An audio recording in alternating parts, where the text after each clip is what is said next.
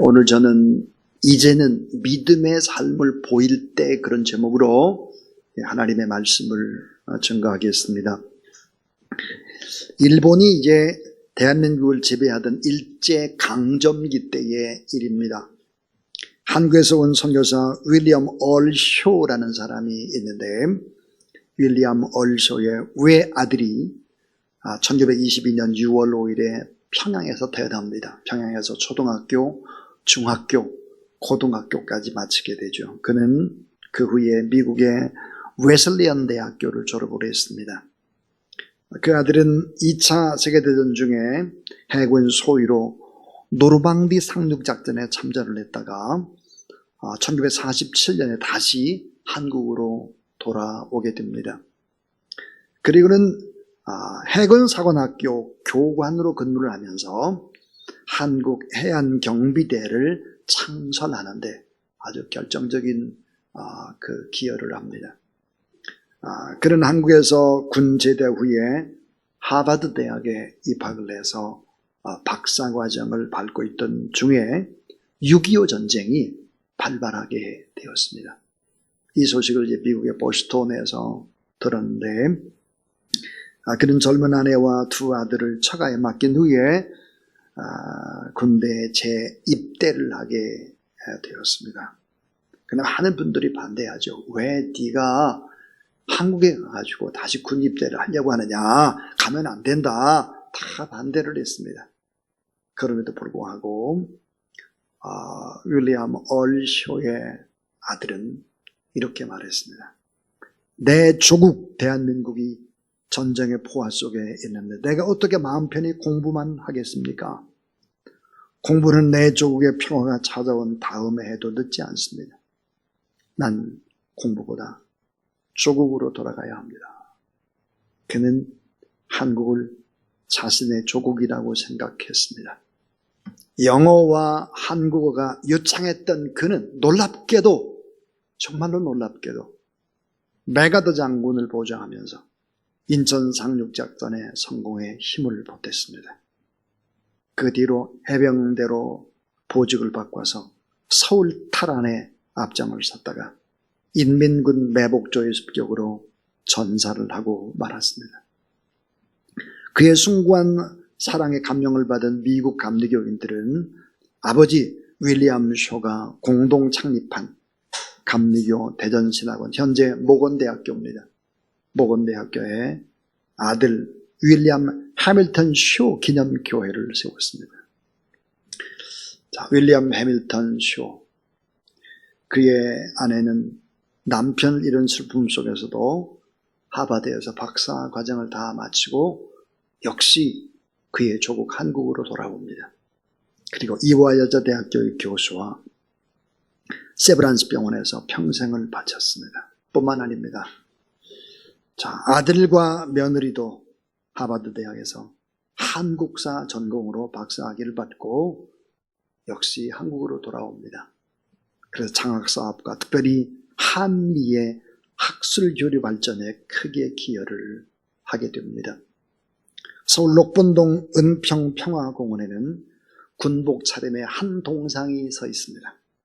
1950년 9월 22일 서울 수복작전 당시 녹본리 전투에서 29세의 나이로 전사한 바로 윌리엄 해밀턴 쇼를 기리는 동상이었습니다. 이 동상에는 윌리엄 쇼가 늘 좋아하던 성경 구절이 새겨져 있습니다. 사람이 친구를 위하여 자기 목숨을 버리면 이보다 더 큰 사랑이 없나니. 요한일서 3장 16절. 윌리엄 해밀턴 쇼가 사랑했던 성경 구절이었습니다. 자, 은평평화공원 그의 동상 옆에는 기념비도 있습니다. 연세대학교 총장이었던 백낙준 전 문교장관을 비롯해서 60여 명의 인사가 키가 아주 크고 평양말씨를 쓰던 벽안의 친구를 위해서 1956년 녹본 3결에 세웠다가 이곳으로 옮겨진 비석입니다. 그 비석의 받침대에는 제자이자 친구인 해관사관학교 2기생들의 헌사가 새겨져 있기도 합니다. 자, 한국을 위해 목숨을 바친 윌리엄 쇼를 기억하는 이들은 매년 6월 5일과 9월 22일에 이곳을 찾아서 하나님 앞에 예배를 드리곤 합니다. 자, 여러분, 윌리엄 쇼를 생각하면 눈물이 납니다.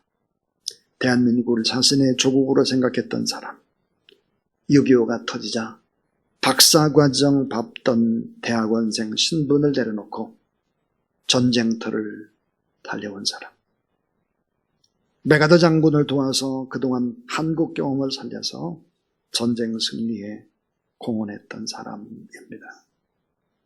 사람이 친구를 위해 자기 목숨을 버리면 이보다 더 큰 사랑이 없나니 너희는 내가 명하는 대로 행하면 곧 나의 친구라, 예수님께서 하신 말씀이죠.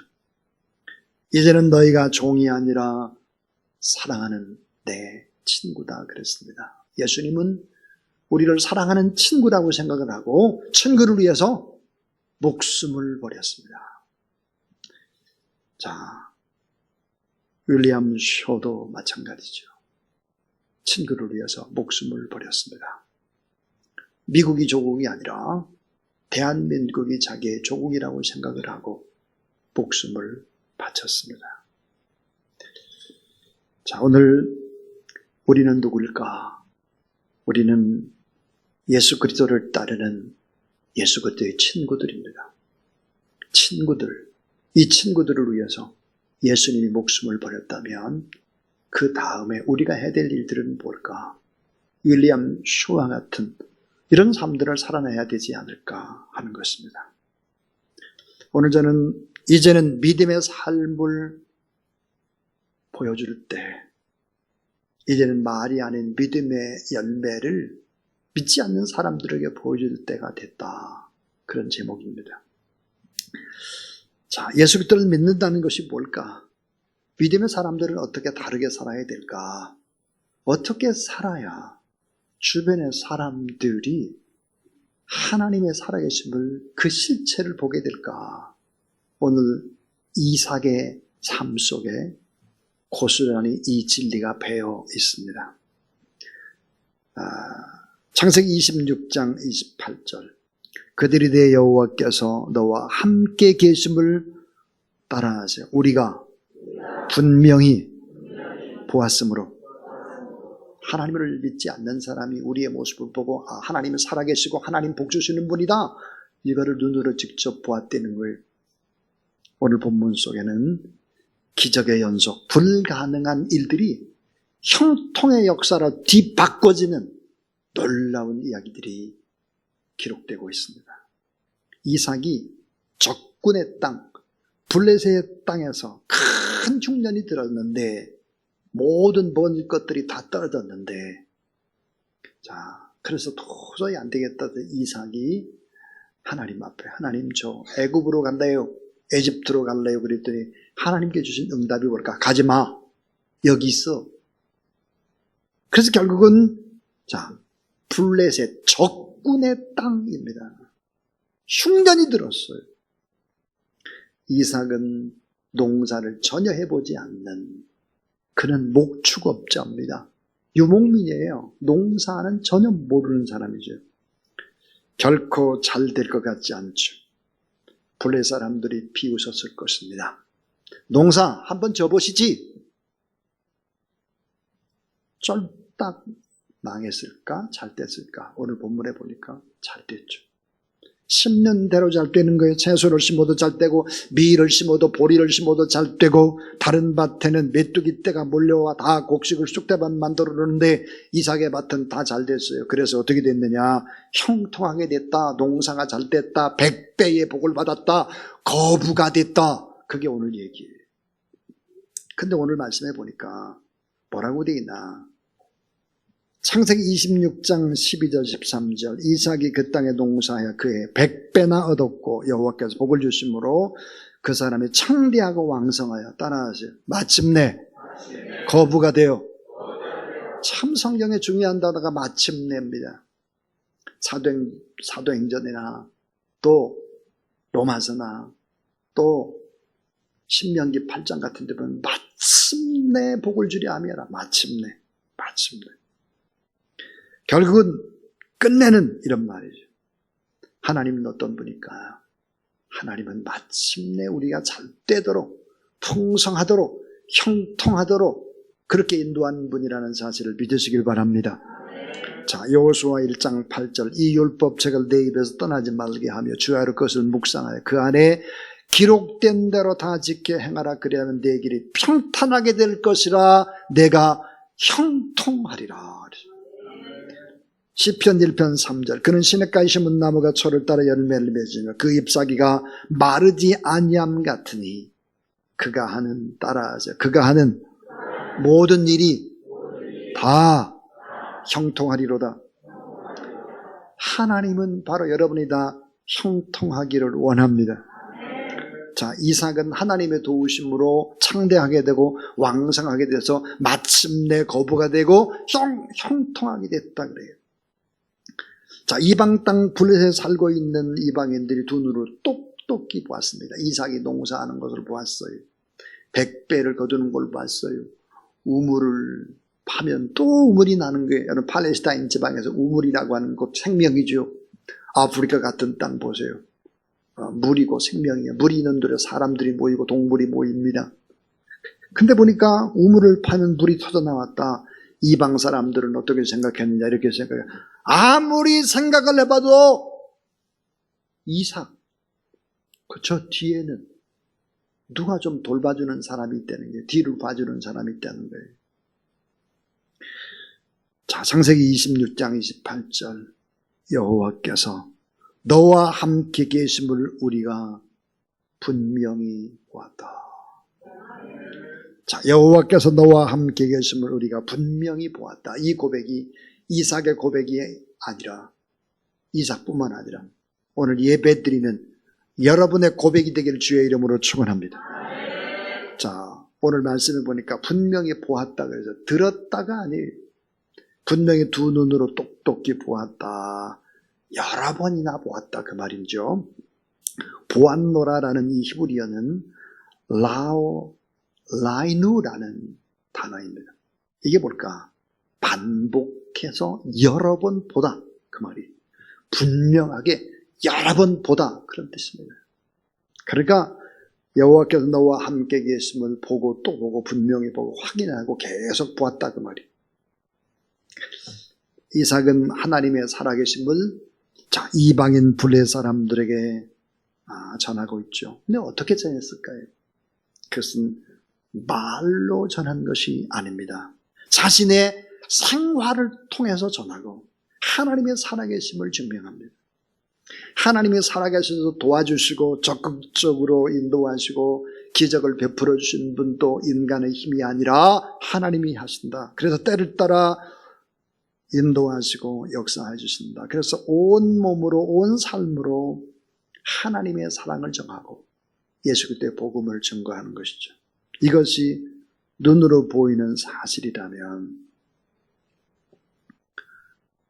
눈으로 보이지 않는 엄청난 이삭의 형통은 과연 그 핵심의 이유가, 그 뿌리가 어디에 있을까 하는 것이 오늘 설교입니다. 이삭이 형통한 핵심의 이유, 그 이유는 뭘까? 첫 번째입니다. 따라하세요. 이삭은 하나님 앞에서 죽은 사람이었다. 참 중요한 얘기죠. 자, 이삭은 하나님 앞에서 죽은 사람이에요. 죽은 사람.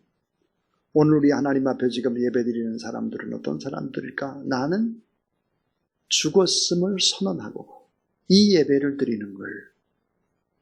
창세기 22장에서 아버지 아브라함이 모리아 산상에서 아들 이삭을 번제물로 드리려고 했을 때 결국은 이삭은 10대 후반이었습니다. 그러니까 그 자리에서 이삭은 죽은 것입니다.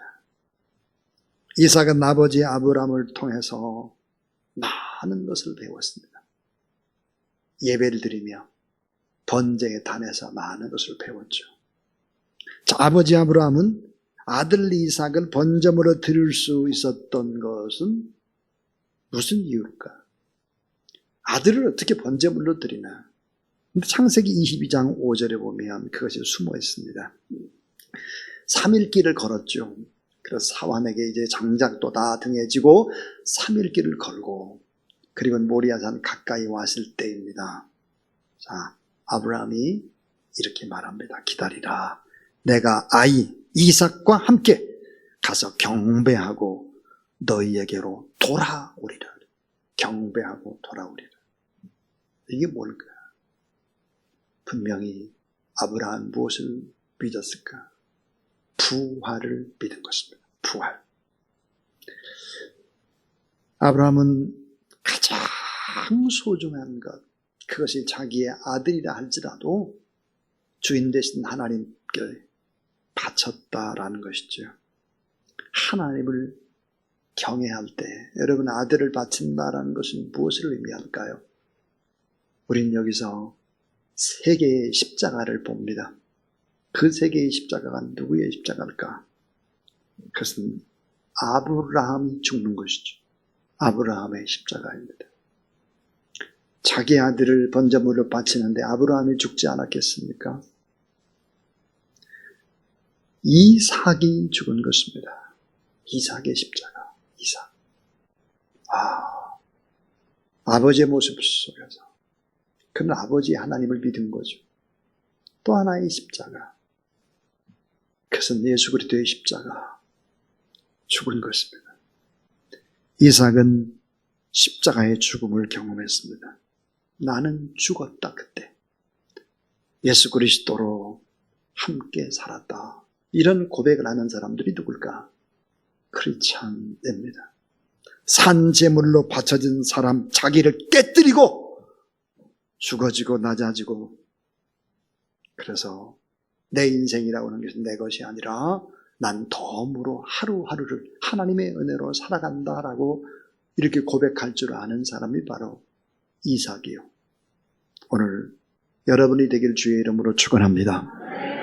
아브라함과 이삭은 또 이 번제단 예배의 자리에서 하나님의 놀라운 축복의 음성을 들었습니다. 그 언약을 다시 듣게 되고 다시 잘 되고 다시 승리한다라고 하는 이 놀라운 사실들을 예배를 통해서 생생히 함께 느끼고 확인하고 각인된 것입니다. 이삭은 하나님 앞에서 죽은 사람이었습니다. 자, 예배의 소중함, 예배의 성공이 인생의 형통이 된다라고 하는 것을 알았죠. 자, 여러분 한번 주보에 보면 칼럼이 있습니다. 그 칼럼을 한번 보시기를 바랍니다. 하나님을 기쁘시게 하는 예배자, 예배의 문을 열면 하늘 문이 열린다 그랬습니다. 예배는 우리가 존재하는 가장 중요한 목적입니다. 인간 목적에 맞게 살아갈 때 행복을 누리게 됩니다. 예배를 드린다는 것은 창조하시고 구속해 주신 하나님께 기쁨과 감사를 표현하는 행위입니다. 예배를 통해서 하나님의 생명을 받게 됩니다. 예배를 통해서 영감을 얻게 됩니다. 예배를 통해 지혜를 얻게 됩니다. 예배를 통해서 능력을 받게 됩니다. 안식을 경험하게 되고 죄 사함의 확신을 갖게 됩니다. 치유를 경험하게 됩니다. 예배를 통해서 평강과 신령한 기쁨을 맛보게 됩니다. 예배는 하나님과의 만남이요, 만남에 대한 반응이요, 응답입니다. 하나님께서는 사람을 부르셔서 먼저 예배자로 세우시고 그 후에 일하는 지혜와 능력자로 만드십니다. 예배에 성공해야 모든 것을 성공할 수 있다는 이 확신을 가지고 살아가는 여러분 되길 주의 이름으로 축원합니다. 여러분이 예배 드리는 모습을 아브라함처럼 보여야 됩니다. 이삭에게 아들, 딸들이 엄마, 아빠가 어떻게 예배 드리고 어떻게 하나님의 음성을 듣고 어떻게 하나님을 소중하게 여긴지를 봐야지요. 예배를 걸렁걸렁하고 준비도 없이 늦게 오고 빼먹고 이렇게 하는 장래가 없어요. 장래가. 미래가 없는 거예요. 미래가. 우리 꼭 기억을 해야 합니다. 어떻게 적군의 땅에서 가무는 때에 100배의 농사를 접어주지도 않은 사람이 100배의 축복을 받아가지고 거부가 되냐고요. 이것은 바로 나는 죽고 내 안에 예수 그리스도 산다고 하는 예배, 그것이 밑에 깔려있는 것이죠. 두 번째예요. 이삭은 하나님을 경외하면 모든 것이 따라온다는 것을 배운 사람입니다. 하나님을 경외하면 모든 것이 다 따라오다는 게 전부 다. 부귀영화 다 따라와요. 잘 되는 거 다 따라오더라고요.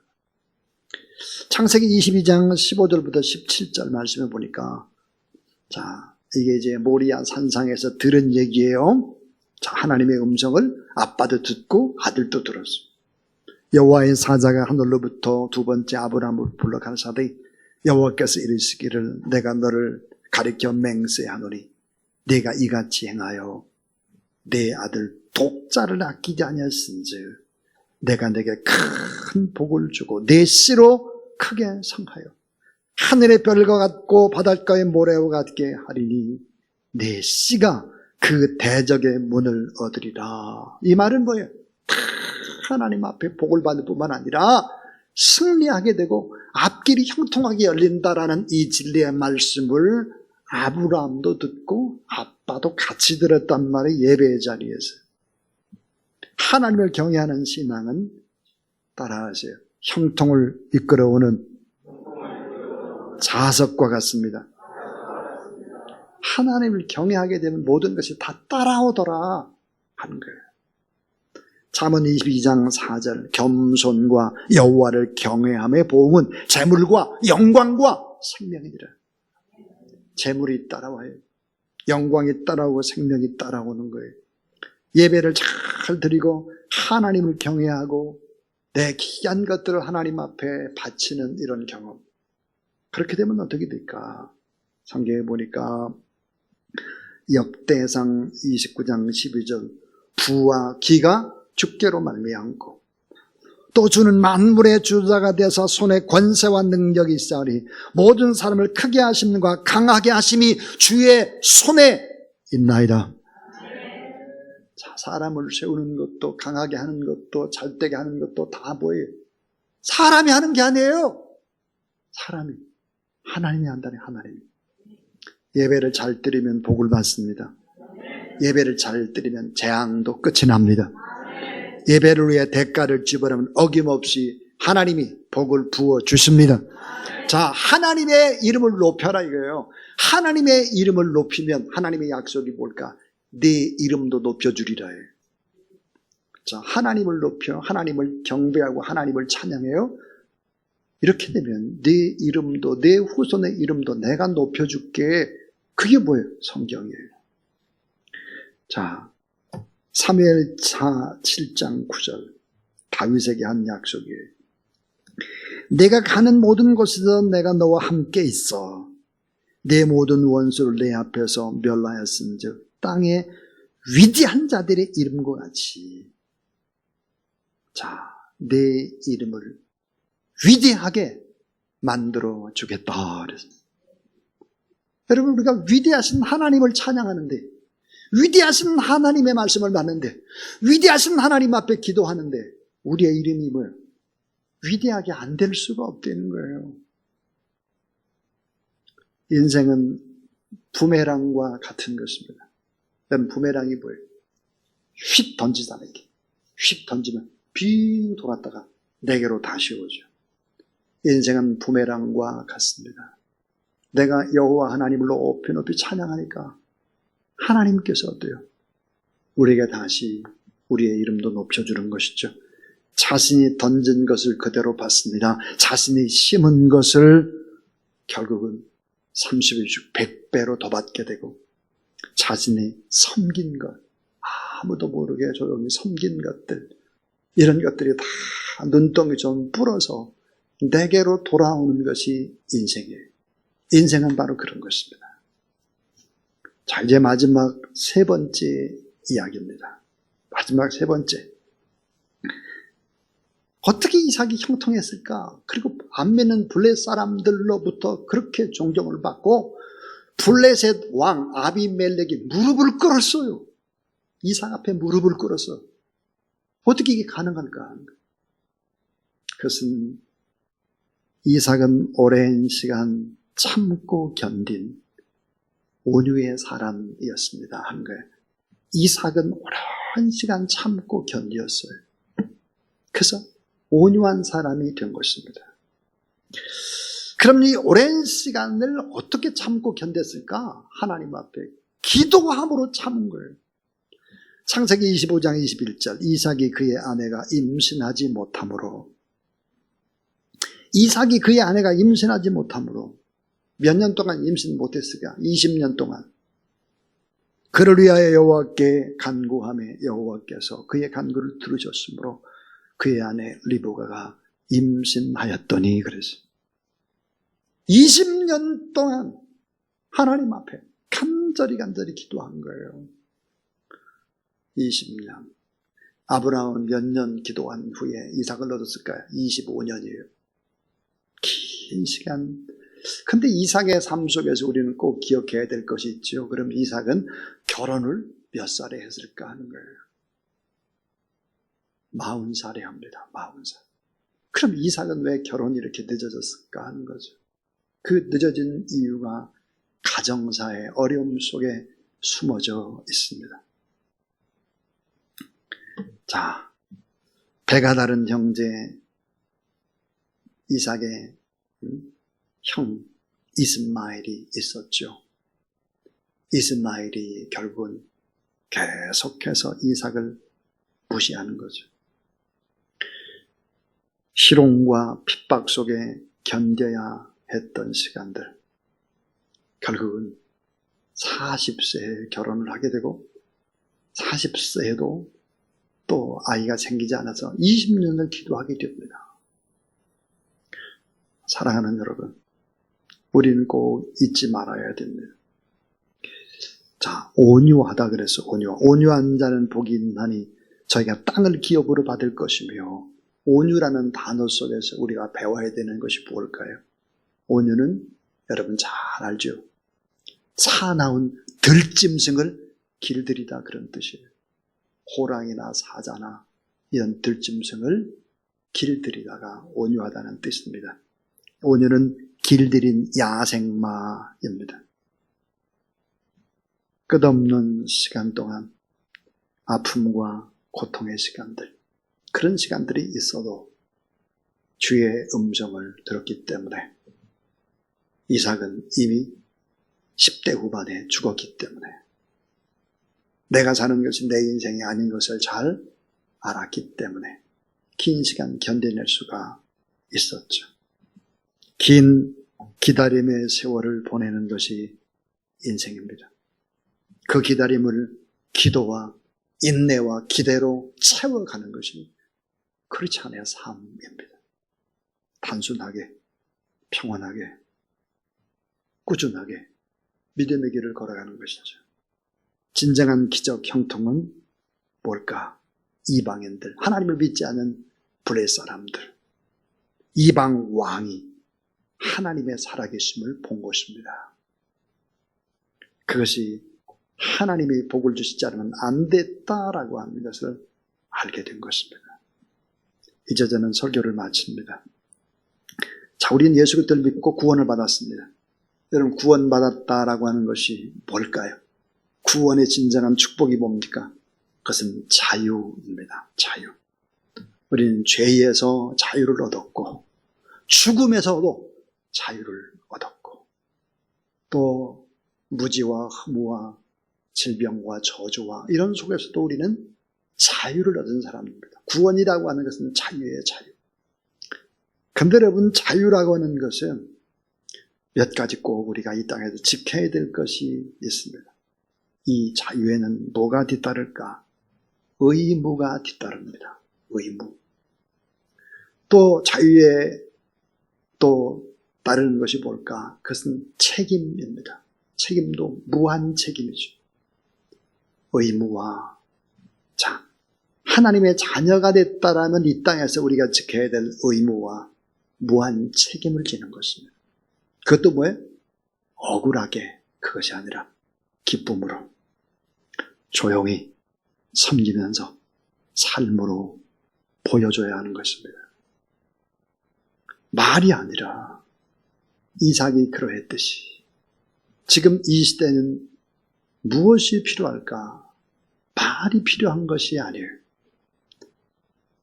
이삭이 필요한 것이죠.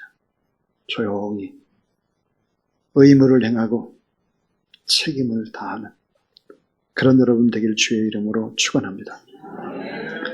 오늘 제가 윌리엄 해밀턴 쇼의 이야기를 했습니다.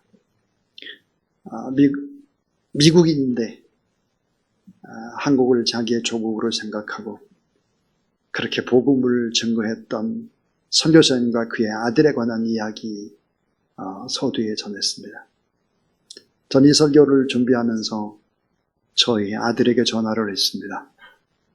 저희 아들이 오스틴이라고 하는 곳에서 지금 이제 오스틴의 큰 교회죠. 그 교회에서 이제 처음 새로 부임해서 설교를 합니다.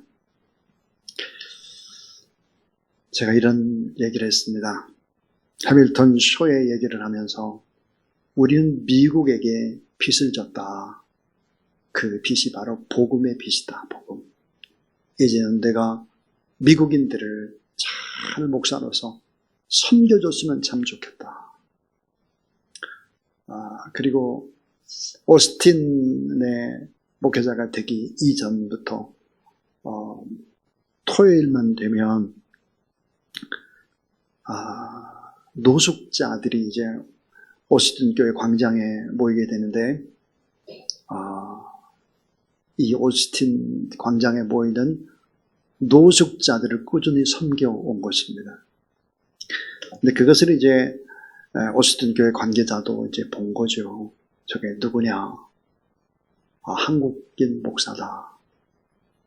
결국은 오스틴 교회 목회자가 되었습니다. 제가 이런 부탁을 했습니다. 오스틴 교회를 섬기면서도 여전히 토요일에는 변함없이 노숙자 사역을 계속했으면 좋겠다. 빚진 자로 미국인들을 섬겼으면 좋겠다. 그런 얘기를 해 주었습니다. 당연히 그렇게 하겠다. 그렇게 이제 이야기를 하고 전화를 끊었습니다. 사랑하는 여러분, 이 시대에 필요한 것은 언어가 아닙니다. 조용히 보여주는 것입니다. 자, 우리 교회도 어렵고 다 어려운데 무슨 사랑의 집 짓기에서 또 우크라이나 이 지역사회 또 장애우 1000명 또 삼계탕 나눔 이런 거 굳이 해야 되나 이런 생각을 하는 사람들이 있을 것입니다. 동장님과 대화하는 도중에 그랬습니다. 목사님 사람들을 좀 초청하고 구청장님도 좀 초청하고 그래서 대대적으로 이거를 좀 할까요? 그래서 절대로 그렇게 하지 말라. 아무도 부르지 말라. 아무도. 교회가 하는 거 말도 하지 말라. 조용히 하시라고. 말을 할 때가 아닙니다. 기념사진 찍을 때가 아니죠. 예수 그리스도를 믿는 사람답게 조용히 행동하며 나가는 저와 여러분 우리 모두 다 될 수 있기를 주의 이름으로 축원합니다.